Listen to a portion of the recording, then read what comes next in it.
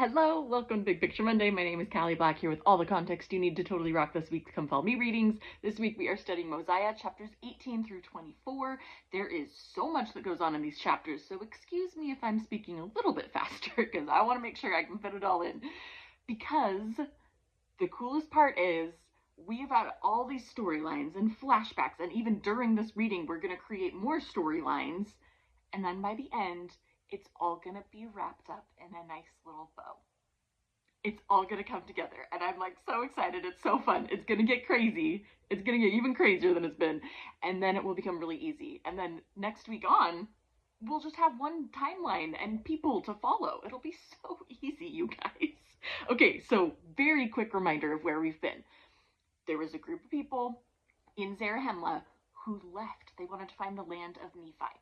And then a few generations later, we have King Mosiah, and he's like, man, where did that group of people go? We'd never heard from them again. So he sends out this man named Ammon with some other men, and they eventually find the land of Nephi, the land of Nephi-Lehi. That's where this group had gone. And they find the people. They find this king there named King Limhi. And they're like, hey, oh, we're so happy to see you. Remember, King Limhi was not happy at first, though. They actually arrested them and were about to put them to death. And then they're like, wait, you're the people we've been praying for from Zarahemla. Limhi's like, we are under extreme bondage to the Lamanites, 50% tax, and we have been setting out search parties to try and find you. We can't find you. We're so happy that you're here. And then Ammon and the men from Zarahemla are like, awesome. Well, what have you guys been up to these past couple generations? And Limhi's like, well, guess what? My grandpa, Zenith, was the man who led that first group out of Zarahemla. And luckily, he was a great record keeper. So let's read the records. And Ammon sits there to read the records. And it's almost like we're looking over Ammon's shoulders. And so last week we've read, or the past couple weeks, we've read about King Zenith starting things off and making a treaty with the Lamanites next door. And they figured out how to be righteous. And then last week we studied King Zenith's son, who passed the kingdom on to King Noah, who ended up putting Abinadi to death, a prophet. And that's where we're going to pick up this week. We're still reading that record. We're peering over Ammon's shoulder. He's just finished this dramatic story with Abinadi and Noah putting him to death. And that's where we're going to pick up the story. Okay? You with me? We're in the record of Zenith, reading along with Ammon. Let's get started. Now, chapter 18, we are going to start by talking about that one priest that Abinadi converted. Remember how there was that one priest that was like, no, don't put Abinadi to death. I actually believe him. And King Noah was like, get out of here. And so this man ran away and he hid himself. And his name was Alma. We're going to pick up with Alma's story. And just for like big picture, chapters 18 and then chapters 23 and 24 are going to be about Alma's group. Okay, the other chapters, 19 through 22, will stay with like Noah, his group, just to kind of give you a big picture. So chapter 18, here we go. Alma, he is so converted. He's hiding. He writes everything down that Abinadi wrote, and he starts to go back into the city and secretly convert people. People are ready to hear the message now, and they are converted. And Alma brings them out. There's a place called the Waters of Mormon nearby, and he secretly is baptizing them. He's teaching them about covenants. He's teaching them about Sabbath day observance. He's organizing them into teachers and priests. Like, he is establishing a full-on church here. Alma, chapter 18 is so fun to read. So many great lessons in chapter 18. But the problem is King Noah finally gets word of it. And the good part is that Alma and his 450 believers, that's a huge congregation, 450 people, they get tipped off that Noah and his army is coming, so they flee into the wilderness. So they are now in the wilderness. We're going to put a pause on their storyline. So Alma, 450 converted people who had established the church in the wilderness. King Noah's people didn't find them and gave up. So they're good. They're safe. They're in the wilderness. Pause. We'll come back to them later. Chapter 19. Let's go back to the land of Lehi-Nephi, where we have still King Noah being super wicked, and that's what he continues to do. And in fact, it starts to cause a lot of contention in the land. So in chapter 19 here, it gets to the point where there is this man named Gideon, and he is a very strong man, Don't forget Gideon's name. He comes up multiple times, okay? Gideon is a strong man, and it gets to the point where Gideon is battling against King Noah, and he's about to put King Noah to death. And King Noah dramatically looks off into the distance and sees a Lamanite army about to come and attack. And Noah is like, listen, I know you're about to put me to death, but do you see all those Lamanites? They're about to come destroy us, and if you put me to death, we're not going to know what to do. Like, you guys need a leader right now. Now, Noah doesn't believe anything that he's saying. He's just trying to preserve his own life. But Gideon was like, okay, I get it. I'll spare your life right now. Let's deal with the problem at hand, because there's a huge Lamanite army coming to attack.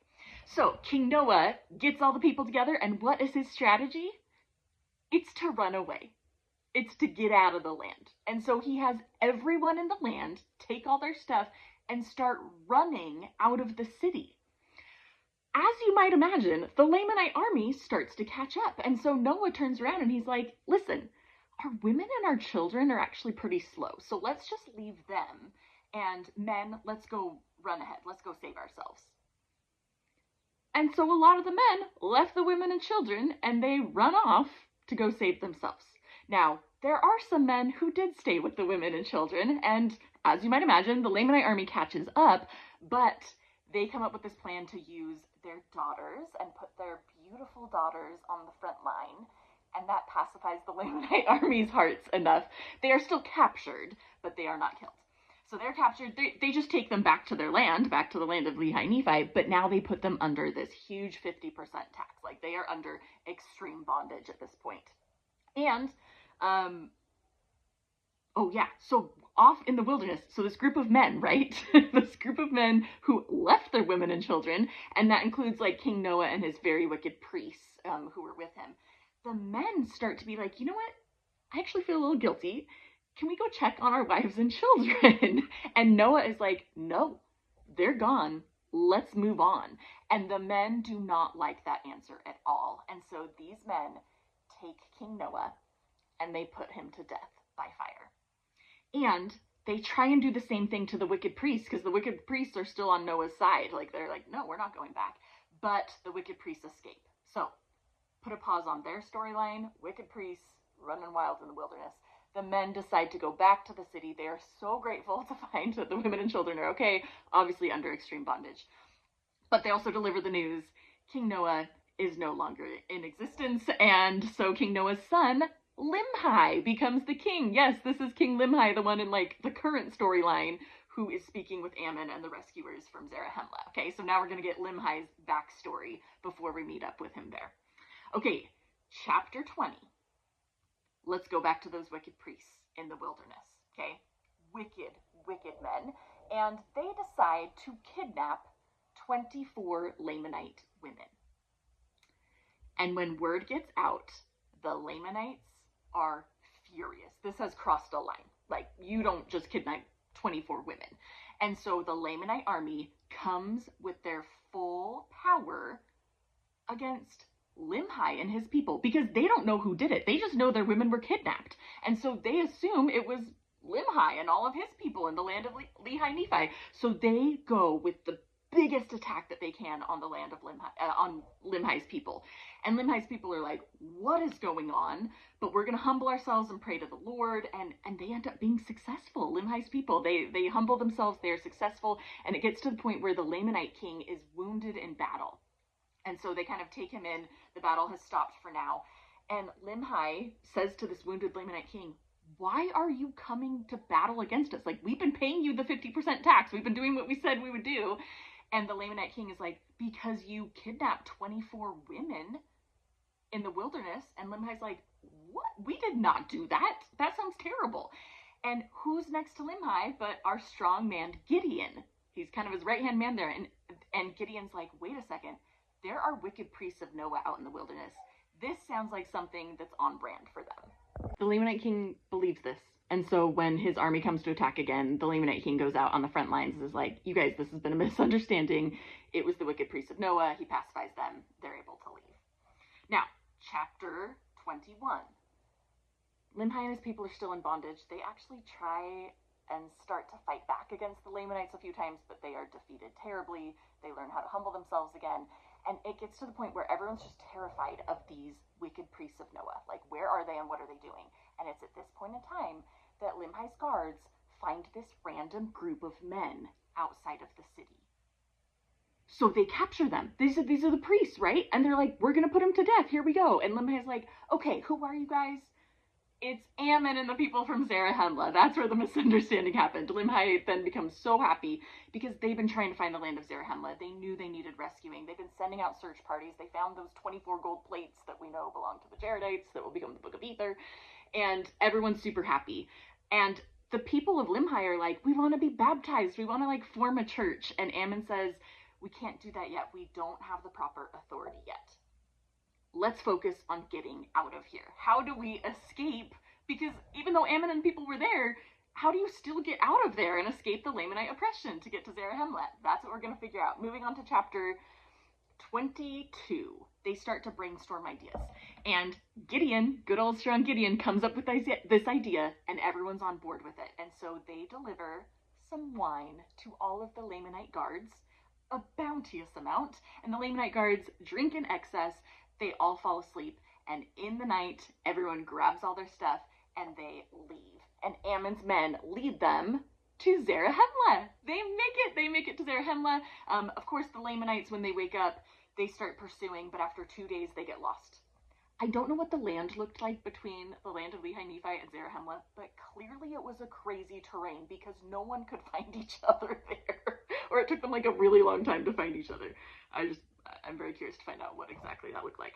Okay, so yay, happy ending. Limhi and his people, they're in Zarahemla, and Mosiah welcomes them, and he sees all their records, and he's really excited.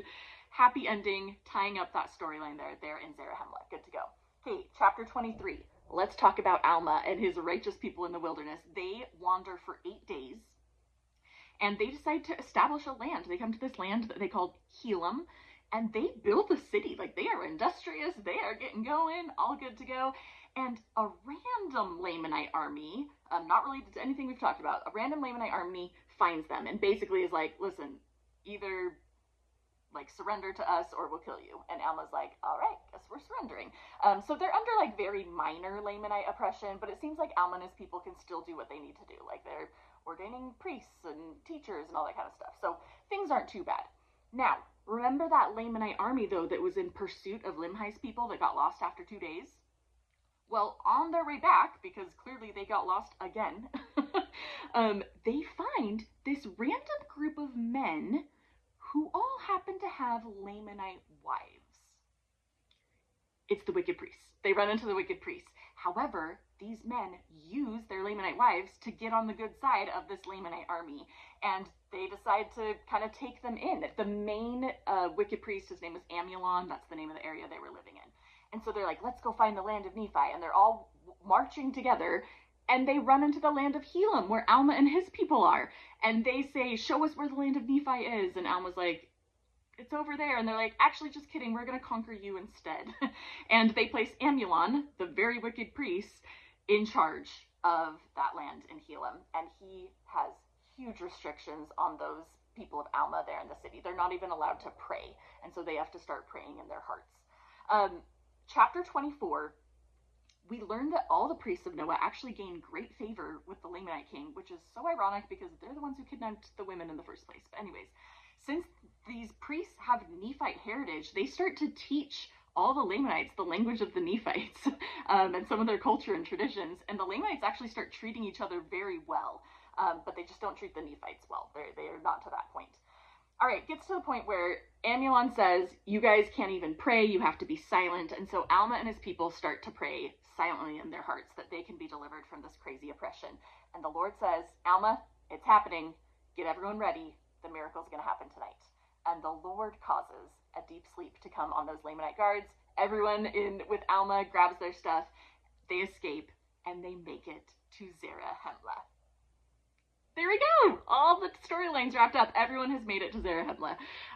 There's a lot this week. So as you study, just do your best to follow those storylines and to see what spiritual lessons jump out to you as you're reading these stories. I think my personal spiritual focus, chapter 18, is so good teaching about unity. So thinking about how I can become better at establishing unity and what it really means to be unified. Okay, have a great week this week and happy studying.